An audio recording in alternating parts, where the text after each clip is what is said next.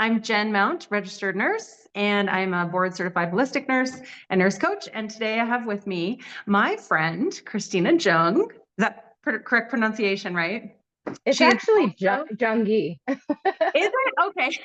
Somebody said that Yeah. to me once. I was like, okay, I'll just check. She's also a nurse and a nurse coach, and I'll let her introduce herself. And then we'll get going on the theme today. We're going to discuss a bunch of myths about perimenopause and women in their 40s regarding fitness and health. So take it away, Kristina. Awesome. Thanks, Jen.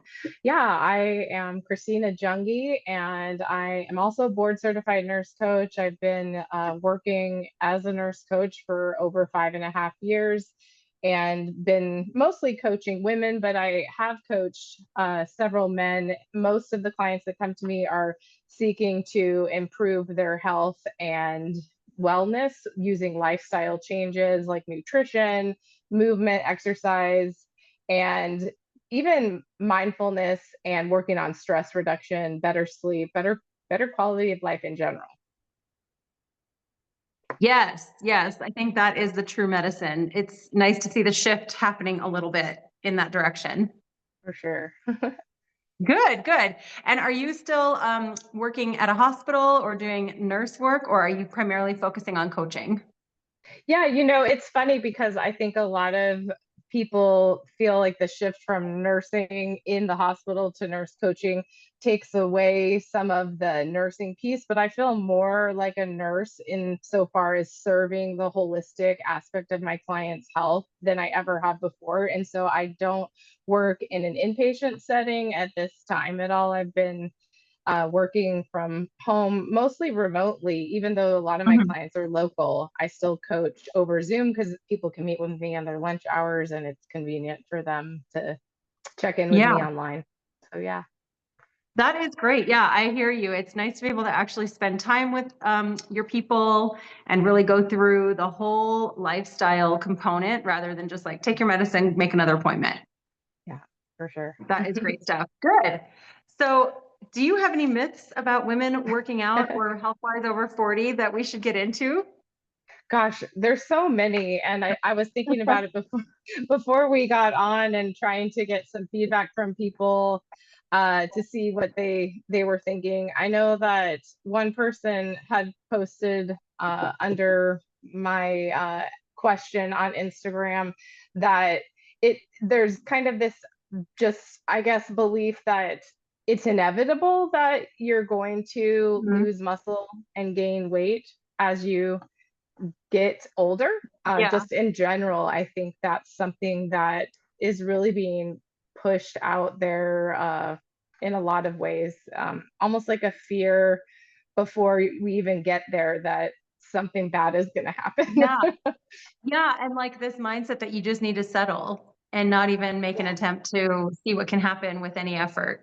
Yes. Yeah, I think that right there is key because I have had people start a call with me and say, I guess I just need to accept that this is how it's going to be. And Uh-huh. so I think that idea of settling for this is probably the best I'm going to get into my midlife, that is definitely Yeah. a huge belief that people have. Yeah. So let's dig into that one because that one came up on my list as well. I'd say that's one of my number one grievances as well with the myths of women over 40 being able to stay fit or work out or gain muscle is that they just think they can't do it and why bother. And kind of tied into that is like, I'm too old to start. And Mhm. that is ridiculous. I mean, I think you are as well. You just did a post about this recently, but I'm in the best physical and mental shape right now at 49 than I ever have been. And I've done all the starvation diets and I've done all the fads. And right now I have this real good balance of life and my fitness and the food that I eat, and I'm not obsessing. And it's working because my muscles are reflecting it. I feel stronger. I'm not injured. What do you think about that? Well, I think you hit it on the nail when you said the balance that I have, because I think that at this stage of our life, it's the first time that we can't afford not to achieve balance. In the past, especially for women, we've been juggling all of the things and trying to do all of it at the expense of maybe our Mhm. health. So we were working our careers, we're carrying our families, we're trying to do these household tasks and taxes. We're doing all of Yes. it. We're doing all of it, and then some. And we're able to get away with neglecting our sleep or putting things off on the back burner. Whereas at this stage in life, it's we can't get away with that. We have to achieve the balance. The crazy restriction of our calories is going to Hmm. affect our ability to recover, to create strength, to get the nutrients we need. So these like crazy grapefruit diet or you remember from the Yes. 80s. Yes. What were all of Yes. those fads, those crazy things that maybe we could our mothers tried to get away with in that era, Yeah. or we were exposed to that. Like we can't really achieve that after all the demands that have been required of us. This season of life is the season to create balance. And I think that's what you and I both hope for women, is Mhm. that we could get over that mindset, because I think it's that all or nothing framework that actually Yeah. is causing people to stay stuck or to give up completely. Yeah, I agree. I think people hear calorie deficit and they think restrictive diet because that's what they're used to. And there's a huge difference between the balance of a calorie deficit and correct macros and working out appropriately to maintain energy and bone density than just starving yourself at 1,200 calories a day forever. Because that's not sustainable. And every single time you come off of a diet like that, of course, you're going to gain it right back immediately. So that kind of old thinking, I hope it's fading. I'm starting to see a little growth toward the pathway of balance. But yeah, women need the balance more than ever. And you can't get away with shoddy sleep anymore or, dodgy eating habits. It just makes you feel trashy. You can't have the energy that you need to sustain your day. You'd be exhausted by 5. And that's right when your kids' schedules are ramping up. So I agree with you 1,000. Balance. Yeah. So I think balance is the one thing. I think that creating that balance is challenging because, one, it's a different mindset for many of us, again, especially women. Um, it's also it's also countercultural, because I think this hustle mindset, like do more, work harder. For instance, the first coach that I ever had, that I hired for a bodybuilding competition that I did about 6 years ago now, his mantra was to suffer, like embrace suffering. And that really appeals to those of us that are type A personalities. um and I did suffer, I did experience that. And like you said, you've done that before, where you've done these crazy low calorie diets and then just crash and burn. And I think that Mhm. our midlife is an opportunity to approach not just our health, but everything in our life from a different framework, which is more in service of us, which is Mhm. what do we want to achieve long term, and what do Mhm. we want to do that's actually sustainable for us, versus Yes. anyone can crash and burn. Anyone Yes. can go hard for a really short time, and totally burn themselves out. But what would it look like to create that balance and consistency and be able to have the long-term results that you're hoping for? You're exactly right. And just one more on this myth, and then I have another one that I Okay. really want your opinion on. I will absolutely say too, I saw this guy on Instagram that I completely agree with, and all of his stuff is like, just stay consistently average. And that really is what it's about. And that's how you get the balance. You can have a birthday party, you can do some things, you can have a hard workout. It's a nice fluctuation of you know, being in the middle of it all and putting yourself first and saying no. It feels good to start saying no to some things that you don't need in your life, to so that you can open up the time to have your workout, to do your meditation if you want to put yourself and your priorities in place to become routine. So I Yeah. do like the discussion with women of making their routines a priority and noticing the results in a positive way. Yeah, I think that's huge. I think that we get to decide what we want to say no to. And I know that it's hard, but like you said, sometimes we have to set boundaries, even with ourselves and others, so that Yeah. we can say yes to what's best for us. Uh, at the same time, you mentioned you can go to the parties, you can go to have your fun time where you allow yourself to not be perfect. You can be, like you said, Mhm. average consistently. And I think that is actually, it may be another myth is that you have to do everything perfectly 100% of the time. And nobody ever does that. That's definitely not sustainable. So I think that giving yourself the ability to say, know when it doesn't serve you and then to choose like a very sure yes, I am going to have this Yeah. piece of cake or yes, I am Yes. going to eat this popcorn at the movies versus mindlessly throwing things because you're not setting a boundary with yourself or your emotions, and then you lose track of what you were doing and it's not serving you. It's a very distinct difference, and I Yeah. think that's something that's really, I think people sometimes struggle with that idea of, like you said, being average consistently. Yes, yes. Okay, so this one, I think this is going to annoy you as well. But when I hear women say to me, and one of them is a family member, well, I just don't want to lift weights because I'm going to bulk up.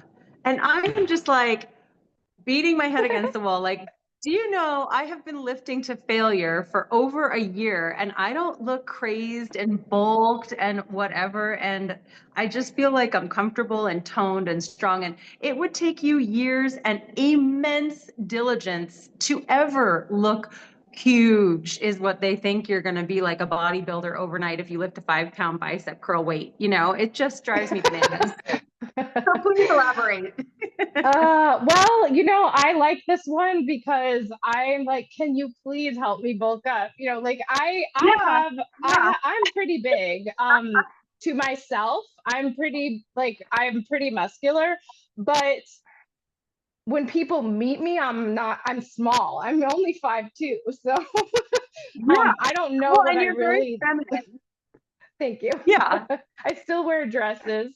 Um, but it's one of those things that too, I think that on the flip side, this that I what I have achieved has been really, really hard for me. Like a lot of, again, hard from the standpoint that it has been about 8 years in the making, starting with body weight exercises when I Mhm. started with doing martial arts, and just all we did was push ups and squats and wall sits. We did a lot of standing with our legs up and kicking and kicking and kicking. And it was all just body weight type movements, was where I started getting the balance and the form down. And then I built into learning how to lift weights in a way that was more challenging for myself. And so I've Mhm. been doing really consistently for the past 5 years,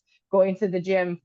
And again, it's not as crazy as most people would think to maintain it once you have it, but going 4 to 5 days a week, lifting, as challenging as it can be for me, in that day that, obviously every day you give your best. And if one day 60% is all you got and you give 60%, that's 100% on your day that you're That's feeling right. 60%. So not It's every 100% day. because you showed up. Yeah, and not every day. I think that's the thing, is that in perimenopause, you are going to have, and not even just perimenopause, I think in general, at certain times in our life, and our, whether it's related to seasons of life where our children are really young or they're teenagers and they're waking us up, our sleep is affected. Every Mhm. day isn't going to be 100% day, but if you just show up consistently over time, you work as hard as you can when you are there and give it your best effort, that's going to build the muscle. But I think from that standpoint, to answer your question, it's really, really hard to show up consistently for 5 years. There's been days and weeks and months that I didn't want to go. And it's taken me that long to build the level of muscle that I've put on. And it's been very intentional. Like I was trying to bulk up and it Yes. wasn't, Yeah. it's not Right. easy. Right. But you know what I'm saying? I think that a lot of women misconceive like weightlifting with becoming Arnold Schwarzenegger in the 80s. And that's just not going Yeah, to happen in I two know. sessions. So, Yeah. That, and it and it burns fat yeah. faster than cardio. Yeah, and I think that the thing about having muscle is just it's dense, it's tighter, so it takes up less space than adipose tissue. And so you're going to look leaner with more muscle Hmm. on you before you Hmm. ever were to look bulky or look not feminine. Yes. That's not going to happen. That's what you're going to see is yourself looking actually smaller, even, and Yes. that might lead, maybe that leads into the next myth is that when you don't lose weight, you're not losing fat. Because one of Right. the issues that a lot of people struggle with is this dependence upon the scale to tell me whether or not I'm doing the thing right or not. And when you are Exactly. working, when you're working on building muscle mass, a lot of times the scale is not going to be the first thing to shift. And I see women give up after 1 week, like 1 week of trying to eat Yeah. healthy and trying to lift weights, and the scale, maybe it goes up or maybe it stays Yeah. the same. And they're like, forget it. Yeah. Yeah. There's a lot of that defeat mentality if because there's so much fixation on the scale. I totally agree with you. And in fact, I think I haven't weighed myself in a while, but I think I weigh more now than I was before, but I am leaner because muscle weighs more than fat. Just to echo what you were just saying. And you cannot put all your eggs in the scale basket because every day is different. Weight loss is really slow too. I think people think that if they eat, a couple carrots, they're going to lose 10 pounds. And it's like, no, it's actually like maybe 1.7 pounds a week if you're doing all the things. And that's a great expectation to have. It's not going to happen as fast as I think Yeah. people Well, want. and the truth is, the truth is, the more trained that you are too, you may only lose, for somebody who, a cardio bunny who's been exercising her whole life, but she really doesn't have a good solid muscle base, she might only lose a half of a pound a week. And that's actually Mhm. average. I listened to a podcast by, I think it was a doctor a few weeks ago, and they were saying really it's between like zero 0.8 and 0.5, like half of a pound a week is normal if you're trying to lose weight. And there's Oh, see, yeah. the other Sorry, thing go ahead. too that, oh, you're good. No, the other thing too is like we don't always take into account the fluctuation of water and what's going on when, again, women are women, and a lot of the information that's out there is put out in regards to men, and men don't have a monthly cycle and they don't have Yes.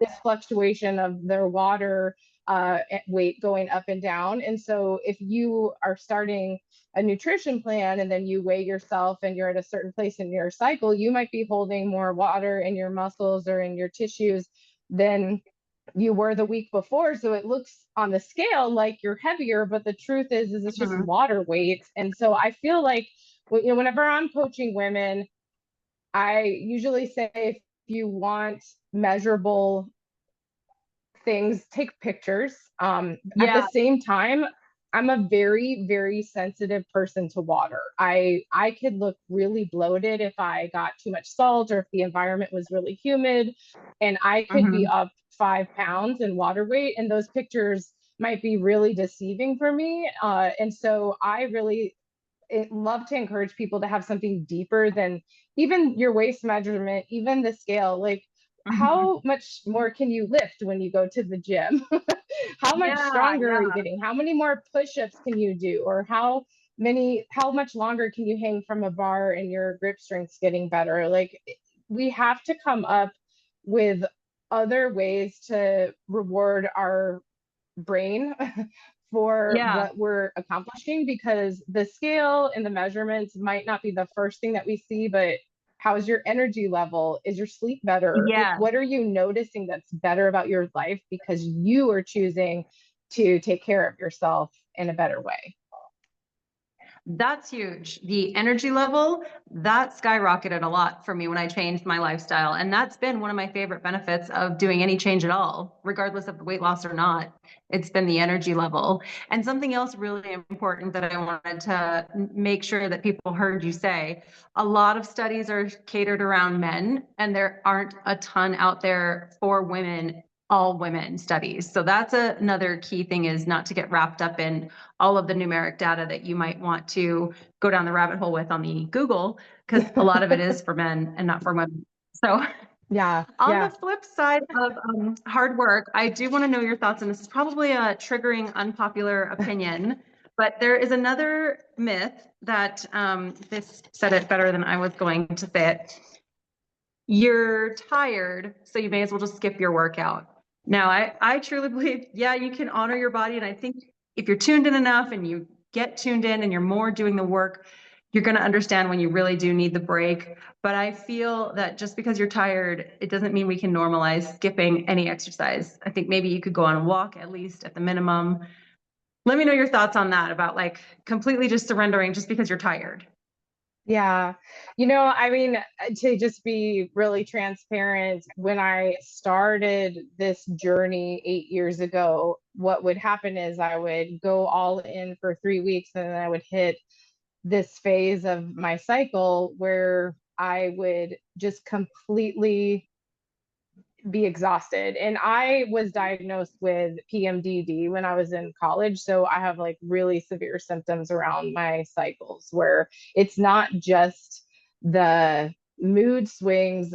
For me, it's like more depression. So mentally, I don't want to do anything. I'm not motivated during about now it's like half of my cycle. but but to be transparent, there's a lot of physical symptoms, and the biggest one when I like about 8 years ago was the severe fatigue. As I've gone into menopause, like perimenopause, I was having a lot of insomnia. So I mean, just to be honest, just tired is something that I just am every day.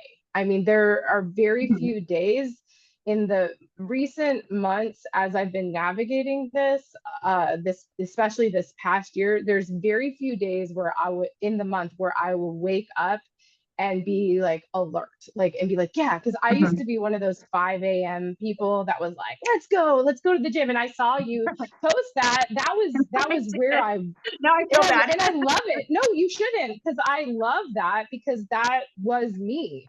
And then through a series of events, also it's impacted the fact that I have teenagers working odd shifts, and because I'm a light Yeah. sleeper and I'm working on my sleep, they're coming in at like 11 at night from work. And as much as you want to as a mom to like be like, I'm going to bed anyway, you just like wake up Yeah. or you check your phone because you're like, oh, are they home yet? Did they get home?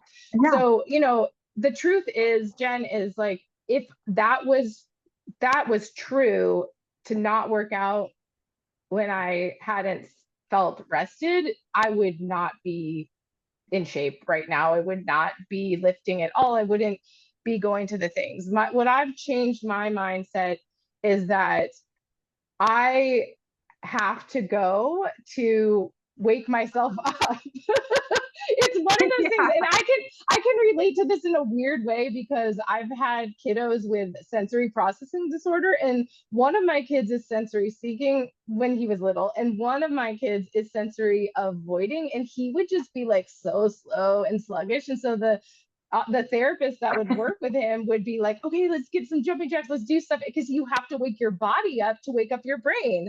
And that stuck with me, that like Yeah. sometimes when we give our bodies a stimulus and we connect that to our brain, then our brain's like, hey, I should be more alert. I don't know about you. I mean, how many times have you gone to the gym kind of like dragging yourself and you're like, I'm just going to try this. And as you start moving, you start waking Yeah. up and feeling like more energized. I don't know. Does that Yes. resonate? Yes. It does. Yeah. That was kind of what I was trying to glean out of this question, because I do think that, yes, of course, we take breaks like we talked about in the beginning, you know, being kind of consistently average, but that shows up on this side of it too. When you're tired, you don't want to go. It is rewarding to just at least show up and see what you can do. And 9 times out of 10, you surprise yourself and you can get more done than you think. And you feel better than you ever think you're going to as well. And yeah, you might not get to the gym. Maybe you have a packed schedule, but you can take a walk and just do something. And I know that there are other issues. Of course, you're not going to maybe have something every single day. There should be some rest days as well. But I just agree with you so much in that the importance is to just be consistent with yourself, keep your promises to yourself. You surprise yourself when you feel better, and you end up getting more out of it than you think most times. So I just think 100%. that's an important thing too. Yeah, and I have to thank my daughters for helping me with this, because there was a time several months ago I did find out that my thyroid was just totally in the tank again, because I've had low thyroid for probably the last 8 years. And for the people who deal with that, they would know that sometimes the dosing has to be adjusted no matter how much you try to do all the healthy things for it. You have to kind Mhm. of monitor that. So not knowing that I was struggling with that a few months back, I was really struggling with the fatigue. And obviously it was like a really real thing going on as well. So I don't want anybody to think that they should ignore that. But my daughter was like, Mom, let's just go and move. Let's just do what we can. And that mindset has Mhm. taken me so far, because for one, nobody says no when their teenage daughter wants to go to the gym with them. It's like, yeah, I'm gonna make myself go. And so I think that, obviously if you had a friend to go with, I think it is easier. So like do what you have to do to keep that commitment to yourself. If you're writing in the calendar and saying, no matter what, I'm gonna go Monday, Wednesday, Friday, I'm just gonna show up. Mhm. And that's what my daughter encouraged me, is like, let's just go and do the best we can. And so that's kind of been my mindset, because Yeah. like I told you before, it might be a 60% day, like you just don't feel your 100%, you don't feel your best, but you go and give it as much as you can on that day. That's 100% showing up for yourself in that moment. Yeah, it is. And it's really important because it's something that you can value and be proud of yourself. And that self-congratulations has really gone a long way. I think after 40, we really need to honor the things that we do for ourselves and take the time Mhm. to be proud of ourselves. It means a lot. Yeah, absolutely. Okay, what else did I have here? We talked about that already. Okay, so we talked about that one. Yes. You were saying earlier on a reel that you used to be a cardio bunny. I think me too, and a lot of women we know, and now you're more into strength training. So are there other things that you enjoy as well? Do you do yoga? Do you hike? I think you hike. I saw something about your hiking as well. Tell us what else you enjoy doing that you think is fun. Yeah. Yeah. And I was kind of talking more about women who are cardio bunnies, because I honestly have always hated cardio. Same. um, I'm the worst I, runner. I cannot. yeah, yeah, I tried. Well, and this is part of my story. Is like, I didn't know until my mid 30s that I had exercise induced asthma. So my whole life, Oh, I would try to run and I'd be like struggling to breathe, but I didn't wheeze. My asthma was like so tight that there wasn't a wheeze. It was just like burning and feeling like I couldn't breathe. So my whole life, I literally thought I was just like out of shape, and there was nothing I could do about it, because I would run 8 miles and I'd still be like in all this pain the whole time. And so, oh my it, gosh. yeah. And so I was just like, something's wrong with me. And then I found out when I started doing phone triage and listening to these parents talk and the kids talk about how they felt when they had asthma. And I was like, I think I have asthma. It took me that long to figure it out. So I have always hated cardio. Um, Always had like shin splints, never loved running, but I did really get into CrossFit somewhere. I guess that was probably like 6 years ago. And I think it's great for the community, the connection. It's a great way to like make yourself go to something because you have friends. And so Yeah. I think, yeah, so for me, that was something that I did enjoy. And then martial arts, of course, is something that I absolutely love. I think everyone should try it at some point in their life. I did Taekwondo and then I do jujitsu now. I think that I think yoga would be great from the standpoint of that flexibility and mobility. Jujitsu is kind of that for me. It's like the flow, but it's on the Yeah. ground. You're moving. It's different from the standpoint that from the strength training, you are using strength, but it also is creating these connections in your brain, just like yoga, where you have to, follow the instructions. You have to move with your brain together and do all of the things that Mhm. I'm reading a book right now on Alzheimer's and preventing that. And so much of it is about doing dual tasks. So things like yoga, where you have to listen to the instructor and perform the movements, or weight training is another because you have to have the bar on your back, you're thinking about it, you're squatting, you're doing these dual movements where your brain and body are working together. Dance, all of those things are not just strengthening our bodies, but they're strengthening our minds and preventing cognitive decline as we age. Yeah, So yeah, I don't exactly. know if I've that been answered your reading a lot question. And about I health do and hike. too. Yeah. Yeah, yeah. No, it's Do great. hike. That's good. Yeah. Yeah, I Yeah. like the balance. And then it makes it not so boring to go to the gym. Is when you have those other activities, I think that's just like so fun. It's like almost like a treat to be able to go to yoga or to take my dog on a hike. It's really nice to get that Yeah. balance as well. I think having that almost what I would call is restorative type movement. I mean, it's still challenging to go on a Mhm. hike, or I go on walks every day. I try to still just focus on getting 10,000 steps. And I don't think it's so much about a number. It's just for me, that's just kind of something that I can click off. But I think just not sitting. So if Yeah. we're moving throughout the day and we get a walk in the morning or wherever we fit it into our day, I think just getting out and getting some sun on your skin and listening to the birds and being out in nature is really a great restorative thing for us to do in midlife.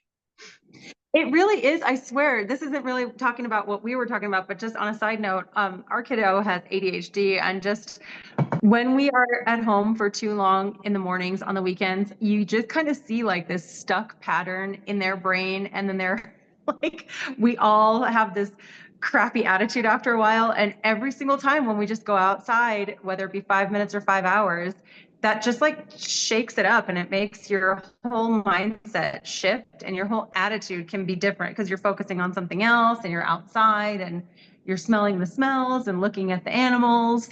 So I love being outside as well. Yeah, yeah, I think it's I really think that's good. important. Yeah, for sure. I agree. Yeah.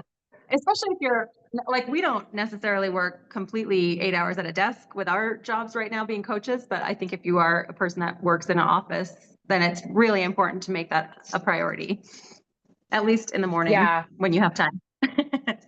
Yeah, and I think that's one of the other things that, I mean, it's not necessarily a myth, but maybe it's some sort of a limitation that people feel that they don't have time. And I think that the thing is Mhm. like you just use the time that you do have. So if you're in a place right now in your current life where it feels like you can't do, an hour at the gym, or you can't get up early to go on a walk, it doesn't feel doable. I just tell people, start with 5 to 7 minutes. Just start with something, you Yes. can, and I think you've seen Tammy Hirsch. She's one of our nurse coaches, and Yeah. Yeah.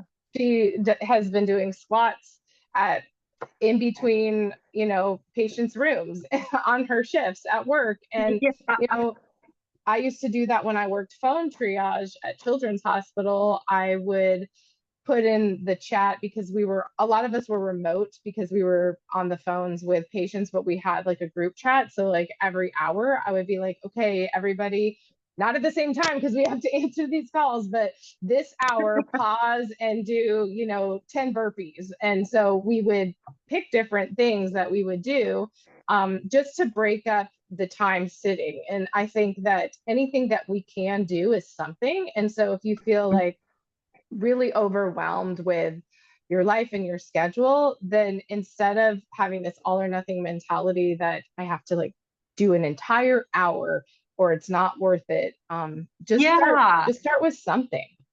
Yeah, exactly. I agree with that so much. And that's been so meaningful with my clients too, when they can see the progress happening a little bit at a time, and then they can add in a little bit more things.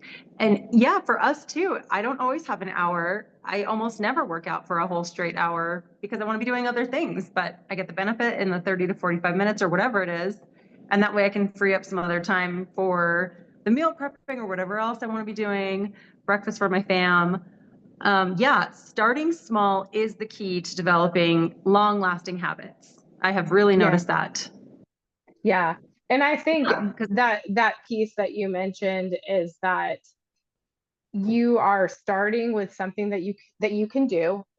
Pick whatever that is, whether it might be as simple as just drinking water yeah, and prioritizing drinking water. Like I've had clients that's where they start. And when they start prioritizing drinking water when they first wake up, it's like that kind of sets the tone for the day. Like, oh, I took this time to drink my water. I feel more hydrated. I feel more clear. What else can I do for myself? So it's like that habit yeah, stacking mentality that, you get one habit down and be consistent with it and then add your next thing instead of looking at all of the pieces, because I think that's one of the things in the health coaching space right now that you see some people joke about. It's like there's a lady that's on a treadmill. She'll be on a treadmill and she'll be like cooking her meals and she's drinking her water. And then she's like trying to lift a weight in the other hand. And it's just like this chaotic. And then, yeah. sleeping. And it's like this chaotic thing that you have to do everything all the time perfectly in order to achieve wellness. And I think that is why people just like throw in the towel because the overwhelm is so much. It is way too much. Yes. Yes, exactly. I agree. It's all about just doing what you can do and just keep going and not Yeah. quit just because you don't see results in 5 seconds. You got to Yeah. keep going. Yeah. Yeah. Yeah. What else do you want to share? Anything else that comes to mind for you?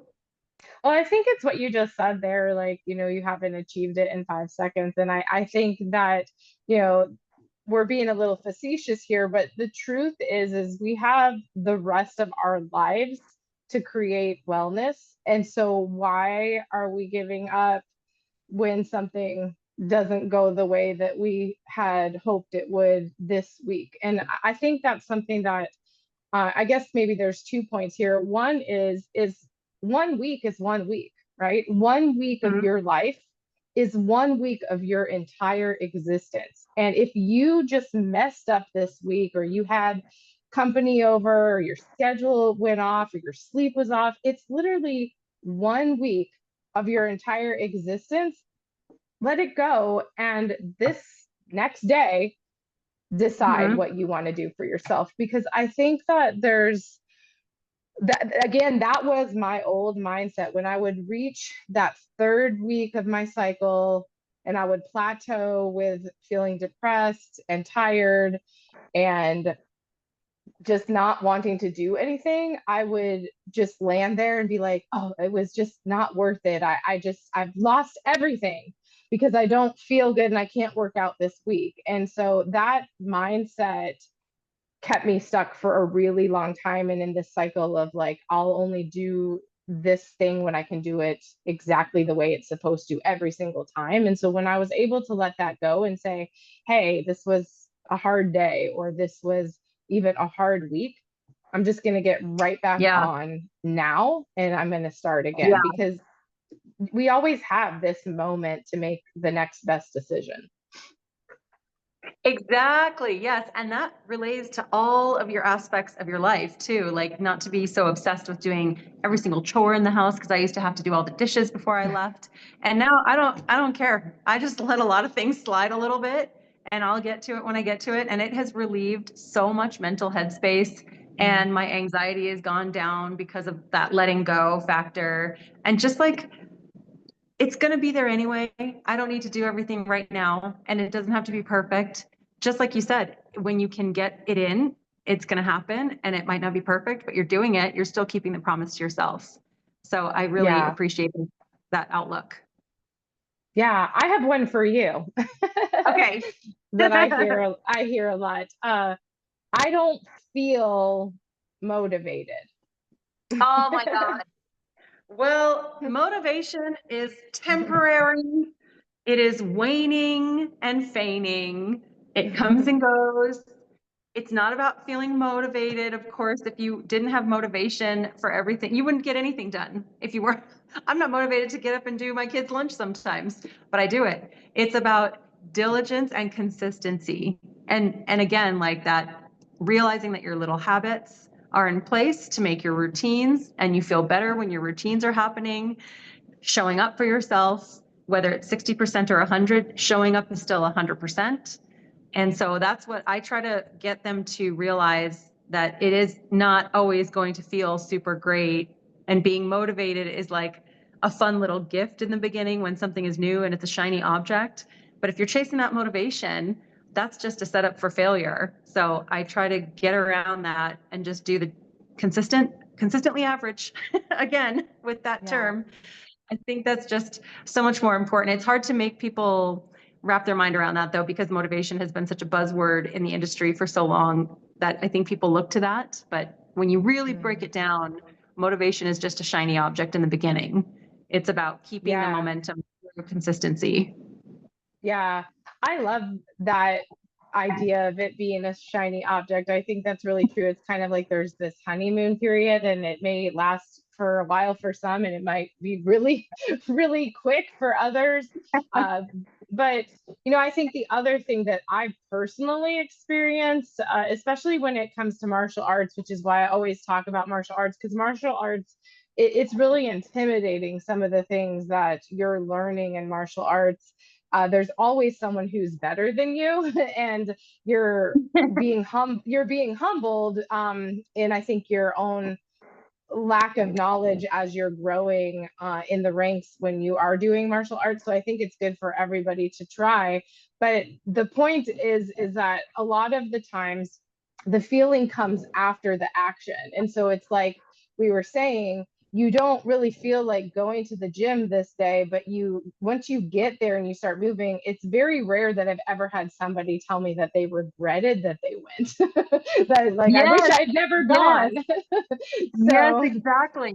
Yes, so yeah, that feeling of, totally.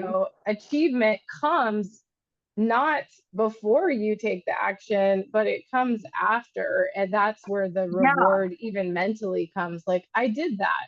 It was hard, but I did it.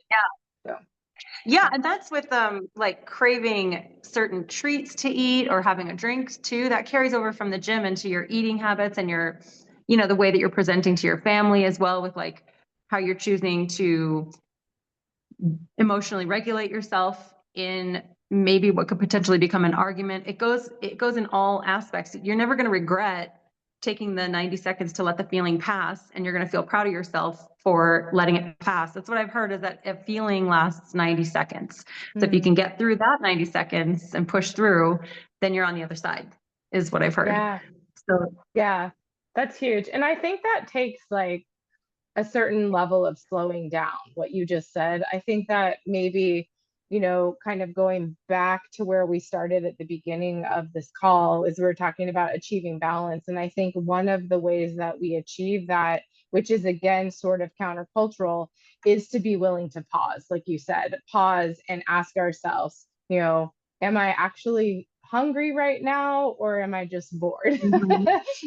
am Yeah, i yeah, am I craving something because I'm smelling it and I have this like strong feeling right now of this emotion that's coming on and I want to have this?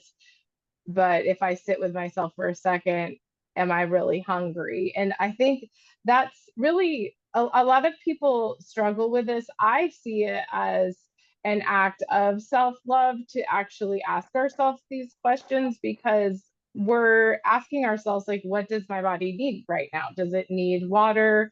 Does it need food? Does it need sunlight? Does it need rest? Does it need hard work? That takes us slowing down, I think, a little bit. And our culture is still struggling with this concept, especially for women who are trying to like be everything for everyone. Yeah. Yeah. Or being at a social gathering and having like the wherewithal and the emotional intelligence to do exactly what you just said about slowing down and asking yourself, well, just because everybody else is diving into this food, do I really want it? And that's not to put any kind of a stigma on a social eating situation, but it's like a lot of my clients will say, I'm going to a social thing and there's going to be dessert. I don't really want it anymore because I don't crave that much anymore. How am I going to get around that? And it is just slowing it down, having that self-love. Like, I completely agree with what you just said about that. It's respecting yourself to ask yourself, am I just going to pile it in, or do I really even want it? And that is, I think, an emotional intelligence level that should be desired, to have that Yeah, internal curiosity to ask yourself those questions before you just go with it. yeah. I think that's something that I've heard from a lot of people as well, is one of the challenges, especially if they're a very socially involved person. There's this thought that people will be having some sort of a judgment towards what their new choice is. So if their new choice is to not engage in drinking alcohol, or if their new choice is to not uh, eat certain foods because they're trying to work on certain goals for themselves, they are really concerned about what everybody else might think about that. And I think this is another place for, again, it happens to men too, but I think for women who maybe we have this people pleasing mentality, or we don't want to offend anybody, uh, just kind of, I guess, being prepared for the discomfort that comes from lovingly, in a loving way, saying yes to ourselves and Right. saying no to something that, you know, the truth is, most of the time, I think it's in our heads that the other person cares that much about it. Yes. They're more thinking about Yeah. themselves, but I find that a lot of women are worried about offending like their mother-in-law who brought a piece of cake over or something like that. I don't know if you hear that. Yeah. Yeah. Yes, exactly. I think that like literally nobody cares except for us, and you're in your own mind. I mean, it's nice to have moved a little bit past that, but yeah, we just put it out there, and you're blocking yourself from getting curious about what you're really needing. And that is another thing that I think it all sort of happens together, right? Like, you start making the small habits, you start making little mindset changes, you start realizing what you really want and what you don't want. And all of that clicks together when you start to just decide to change, when you make that decision to just start. And that could be with anything, with fitness, eating, mindset, I'm going to get more sleep, whatever it is. When you make that decision, it just kind of, it's a real beautiful circle, the way it all just comes together, because you can't do one without the Yeah. other, I think. No, and I think that is huge, because I think a lot of people come to you and I wanting to achieve health, or in the back of their mind, and there's nothing wrong with wanting to achieve a certain look to your physical body. There's nothing wrong with wanting that, but at the same time, unless we address the emotional piece, that emotional intelligence, the boundaries that you are going to decide to set with yourself and with Mhm. others, and then the choice to slow down and be more present with your own emotions, your own self. We can't really achieve the goals that we have for our health if we don't address the things that we're dealing with, or that we're saying to ourselves, or that we're afraid of. The mindset is probably, I would think, it's over 50%. It's probably close to 80% of what has to be worked through in coaching. The nutrition and exercise is really, it's going to come once you have the other piece down.